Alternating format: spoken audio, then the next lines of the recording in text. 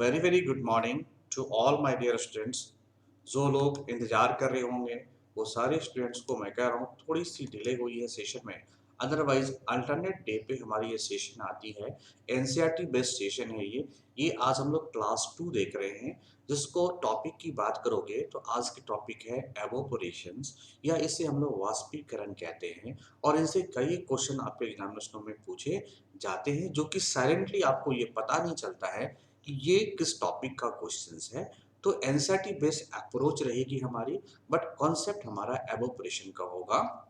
आपको पता है कि ये साइंस की जो क्लासेस होगी इसमें आपको 20 मार्क्स ऐड हो सकते हैं अगर आप बीपीएससी की एग्जामिनेशन में जाते हो या फिर जेपीएससी के एग्जामिनेशनों में जाते हो, यूपीएससी में जाते हो डियर। एसएससी रेलवे में भी आपको ये सपोर्ट करता है साइंस का classes. My experience area of teaching जो है हमारा इकोनॉमिक्स, साइंस, इन्वायरमेंटल साइंस और ज्योग्राफी है। ऑनलाइन प्लस एकेडमी के साथ में हूँ और एजुकेटर हूँ मैं इकोनॉमिक्स का, general science, environment and current affairs का। My name is Ajit Mehta sir. Many of us know about me. बस आप हमारे चैनल को सब्सक्राइब कर लीजिए ताकि आपका एक भी लेसन ना छूटे डियर। आइए एवोपरेशन को समझते हैं। उससे पहले मन में एक विचार और एक थॉट के साथ मैं क्लासेस को शुरू करता हूँ। All of us do not have equal talent but all of us have an equal opportunity to develop our talent. हम सभी के पास इक्वल टैलेंट तो नहीं होता है डियर, लेकिन सभी के पास इक्वल अपॉर्चुनिटी होता है अपने टैलेंट को डेवलप करने का। तो आइए इस अपॉर्चुनिटी का लाभ उठाएं। हमारे चैनल को सब्सक्राइब करें, व्यू करें, शेयर करें और बेल आइकन को जरूर पुश करें डियर, ताकि आपको आने वाले नेक्स्ट नोटिफिकेशन की जानकारी आपको समय समय पर मिलती रहे। आइए टॉपिक है डियर, इससे पहले मैंने स्टेट ऑफ मैटर को पढ़ा था। Now topic is evaporation. Evaporation को हम लोग हिंदी में वाष्पीकरण कहते हैं। Is generally be define as a process by which a liquid or a solid is transform into vapour below its boiling point. तो जब कभी भी किसी लिक्विड को या फिर किसी ठोस को उसके क्वथनांक से नीचे, क्वथनांक का मतलब होता है डियर बॉइलिंग पॉइंट, क्वथनांक से नीचे उसको वाष्प में बदल दिया जाता है, तो उसे हम लोग क्या कहते हैं? उसे हम लोग कहते हैं दैट इज एवोपरेशन या तो वाष्पीकरण।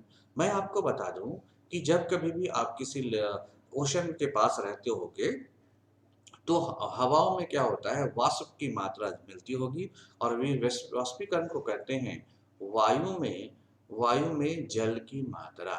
ओके, तो वायु में अगर जल की मात्रा है तो उसे हम लोग क्या कहते हैं? वाष्प कहते हैं, या फिर इसे हम लोग प्रोसेस को वाष्पीकरण कहते हैं।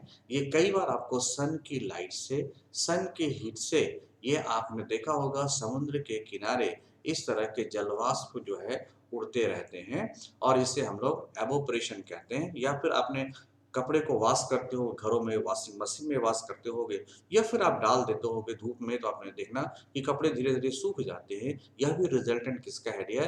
तो वाष्पीकरण का है, एवोपोरेशन का है। ओके, तो एवोपरेशन की जो बात करोगे कि सबसे पहले इस एवोपरेशन को सॉर्ट आउट किसने किया था? तो एक स्वेडिश फिलोसफर आप कह सकते हो या फिजिशियन थे।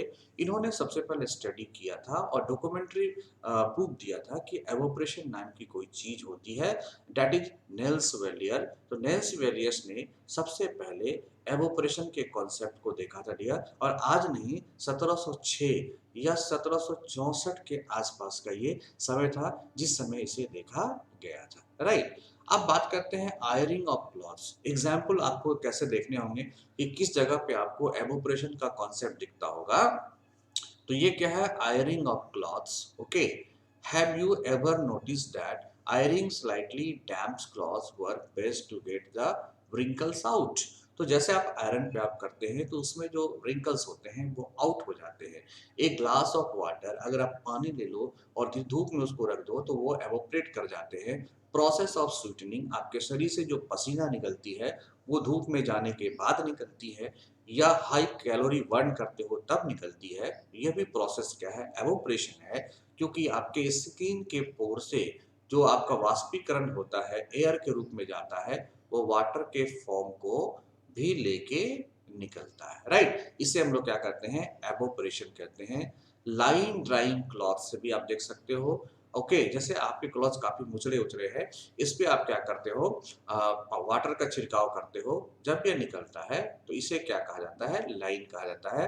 Drawing of wet table, okay, drying of mopped floor और melting a glass of ice. तो जो आइस जो आपका मेल्ट करता है एक ग्लास के अंदर, वो भी रिजल्टेंट क्या है डियर, तो एवोपोरेशन का रिजल्ट माना जाता है। अब सवाल उठता है कि बॉइलिंग पॉइंट, आपने कहा कि बॉइलिंग पॉइंट से नीचे, अगर बॉइलिंग पॉइंट पे आओगे तब तो वो स्टेट्स में परिवर्तन हो जाएगा। तो बॉइलिंग पॉइंट से नीचे जो आपका टेम्परेचर होता है उसी को हम लोग वाष्पीकरण कहते हैं, या उस पे जो हम लोग फेनोमेना मिलता है उसे एवोपरेशन कहा जाता है। तो temperature at which liquid vapour pressure equal to the atmospheric pressure is referred as boiling point. Okay, तो जब ऐसा टेम्परेचर जिस पे लिक्विड का जो प्रेशर होता है वो वातावरण के प्रेशर के बराबर हो जाता है, उसे ही हम लोग क्या कहते हैं, बॉइलिंग पॉइंट कहते हैं। तो मान लो किसी टेम्परेचर है, वो लिक्विड है, उस लिक्विड को आप क्या करोगे, उसमें टेम्परेचर दोगे, और जो एटमॉस्फेरिक का प्रेशर होता है या जिस समय बराबर हो जाता है, इसे ही हम लोग उस लिक्विड का बॉइलिंग पॉइंट कहते हैं। This is boiling point of liquid, और हर एक लिक्विड की अलग अलग बॉइलिंग पॉइंट होती है। The boiling point is defined as the temperature at which a liquid saturated vapor pressure equal to the atmospheric pressure or surrounding. Clear? Next topic है dear, तो boiling point of any material is the temperature. अगर हम बात करते हैं कि किसी भी मटेरियल का, अगर वह सॉलिड है या वह अगर लिक्विड है, ये किसी भी मटेरियल का, okay, temperature, material is the temperature at which the material transform, ये जो मटेरियल होता है ये ट्रांसफॉर्म हो जाता है गैस फेज में, इन द लिक्विड फेज में, तो इसे ही हम लोग क्या करते हैं, boiling point. This happened at 100 degree centigrade of for water. तो अगर जल की बात करोगे, जल को अगर 100 डिग्री सी में आप इसको गर्म कर दोगे, तो यह क्या होता है, कन्वर्ट हो जाता है वेपर में, जिसे हम लोग एवोपरेशन कहते हैं। और इसके ऊपर जब ये गैसेस में कन्वर्ट होने लगता है, इसे हम लोग बॉइलिंग पॉइंट कहते हैं, right. So in 1741, Andreas Celsius defined his temperature scale on the melting and boiling point of the water. तो boiling point को बताने वाले सबसे पहले कि किस टेम्परेचर पर कोई भी लिक्विड बॉयल करेगी या कोई भी सॉलिड बॉयल करेगी, ये बताने वाले कौन थे, एंड्रस सेल्सियस। कौन थे डियर, तो एंड्रस सेल्सियस थे। ओके, एंड्रस सेल्सियस थे, ओके, जिसको इसने टेम्परेचर था इस पे उन्होंने क्या किया था, बॉइलिंग पॉइंट ऑफ वाटर कर दिया था। क्लियर है, ये है Anders Celsius, right. The boiling point of substance is dependent on the pressure of its surrounding. ये जो बॉइलिंग पॉइंट होता है वो प्रेशर ऑफ सराउंडिंग पे क्या करता है, डिपेंड करता है। ओके, अगर प्रेशर ऑफ सराउंडिंग, जैसे कोई हाई एल्टीट्यूड पे चले जाओगे तो एटमॉस्फेरिक प्रेशर डिफरेंट होता है। इन mountainous टेरियंस where the altitude is high, the pressure of the atmosphere is relatively lower than the atmospheric pressure at sea level. जब आप हम ऊंचाई पे जाते हैं तो वहां पे क्या होता है, जो प्रेशर ऑफ एटमॉस्फेयर होता है वो कम हो जाता है सी लेवल के रिस्पेक्ट में। तो उस जगह पे this is the reason why food cooks at lower pace. तो वहां पे क्या होता है, in mountain area the lower atmospheric pressure cause to boil at temperature below 100 degree C.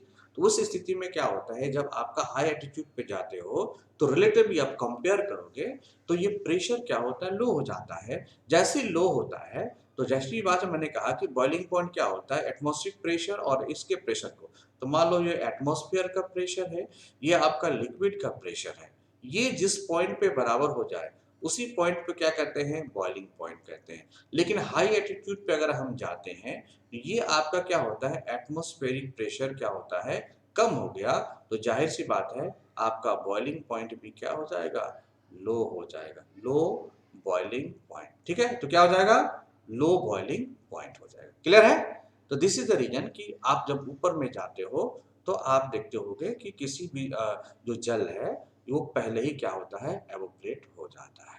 Boiling point of water, water can boil, raise the temperature और decrease air pressure. आप कहोगे कि जब हम किसी भी जल में की टेम्परेचर को हम बढ़ा दें और प्रेशर को कम कर दें तो वह क्या होगा, वाटर क्या होगा, बॉइल्ड कर जाएगा। वाटर क्या होगा, बॉइल्ड कर जाएगा। ठीक है, At sea level, it is the pressure of air that causes water to boil at 100 degrees C. Water can boil at much lower temperature in vacuum.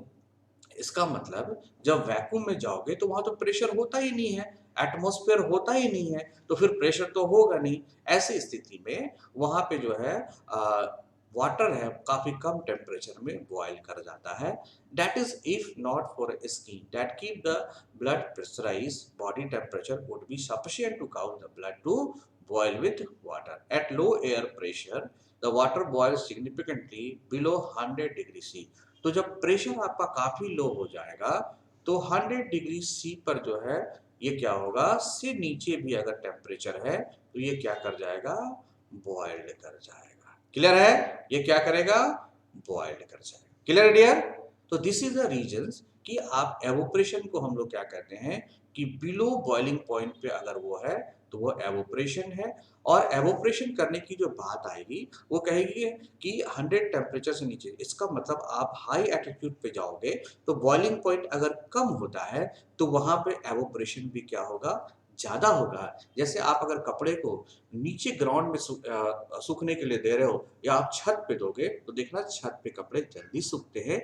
इसका रीजन है उस जगह पे एटमॉस्फेरिक प्रेशर का कम होना और बॉइलिंग पॉइंट का बढ़ना। और जब बॉइलिंग पॉइंट बढ़ेगा तो जस्ट उससे नीचे जो है वो जल्दी एवोपरेट कर जाएगा। ओके, अब बॉइलिंग पॉइंट और वाटर की मैंने चर्चा आपको कर दिया डियर। अब कुछ ऐसे मेटल्स हैं जिसके बॉइलिंग पॉइंट केल्विन स्केल पे दिए गए हैं। आप चाहो तो इसको सेंटीग्रेड में भी कन्वर्ट कर सकते हो, जैसे C/5 बराबर K-32/9। इस फॉर्मूला को यूज करके आप सेल्सियस को केल्विन में बदल सकते हो। तो एल्युमिनियम का केल्विन में कितना होगा, 2740। कॉपर का कितना होगा, 1460। और गोल्ड का कितना होगा, 2933। और हाइड्रोजन को क्या होगा, 20.3। और मरकरी का क्या होगा, 630। ओके, तो 630 डिग्री केल्विन पे मरकरी क्या होगा, बॉयल करना लगेगा।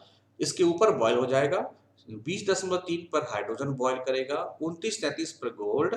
और कॉपर जो है 1460 पे और एल्युमिनियम जो है 2740 पे बॉयल करने लगेगा। ओके, सो रेस्ट सेशन के लिए आप हमारे चैनल को सब्सक्राइब करें, एमएनएन ट्यूटोरियल्स, राइट।